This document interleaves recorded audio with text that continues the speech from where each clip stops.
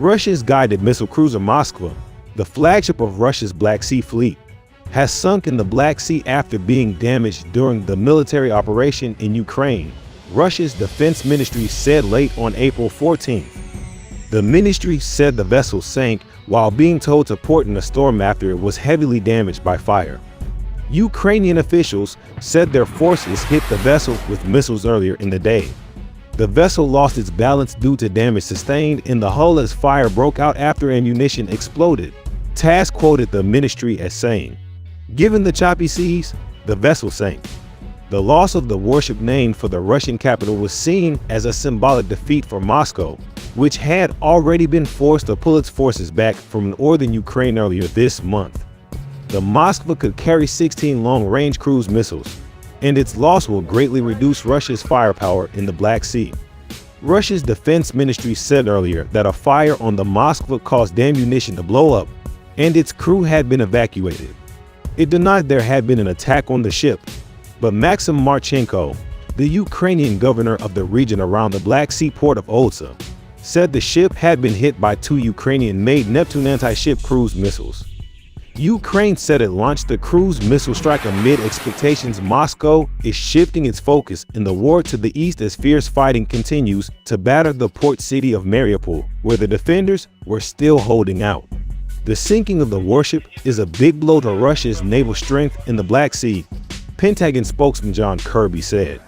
This is a key part of their efforts to execute some sort of naval dominance in the Black Sea, he told CNN. Emboldened by the development, Ukrainian President Volodymyr Zelensky again appealed for Western countries to ship more weapons. "We are not afraid of anything, because we know what we are fighting for," Zelensky said on Twitter. "We have enough courage to put an end to evil. Stop feeding the Russian military machine. Help Ukraine with weapons. Then peace and good will win much faster."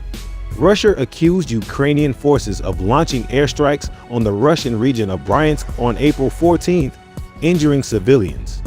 Russia's investigative committee alleged that 2 Ukrainian military helicopters entered Russia's airspace and carried out airstrikes on residential buildings in the village of Klomovo. National Security and Defense Council of Ukraine (RNBO) rejected the accusations, calling them an attempt to ignite anti-Ukraine hysteria in Russia. In nearby Mariupol, heavy fighting was reported as Russia tries to seize full control of the strategic city, which if true would be the first city Moscow has been able to capture since it launched the war on February 24th. Russia has said that more 1,000 Ukrainian Marines surrendered over the past 36 hours, but Ukrainian military officials have not confirmed the reports, saying only that Ukrainian forces were joining up in the city to continue defending it.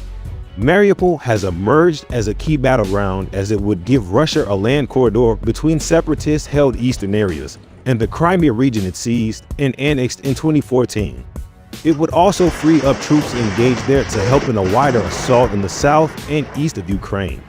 As the fighting raged, Ukrainian Deputy Prime Minister Iryna Vereshchuk said 9 humanitarian corridors had been agreed upon with Russia to allow for the evacuation of civilians from several cities, including Mariupol, on April 14. Vereshchuk also said that a new prisoner swap had been agreed with Russia, and that, in total, 30 Ukrainians would be going home on April 14th.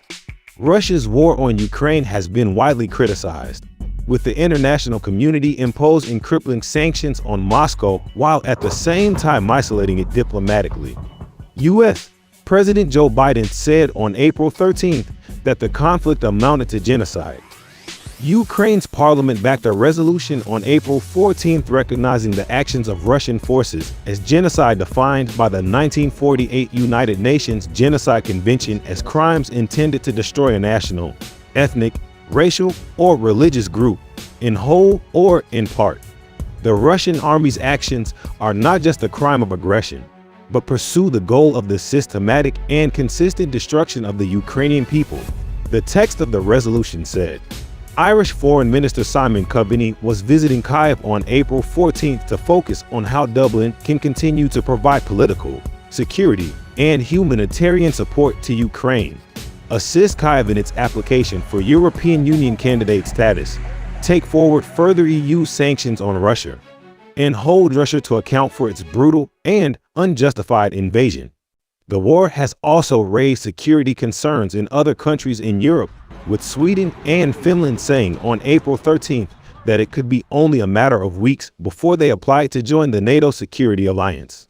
Dmitry Medvedev, deputy chairman of Russia's Security Council and one of President Vladimir Putin's closest allies, warned on April 14th that such a move by the two Nordic countries would end the concept of a nuclear-free Baltic region.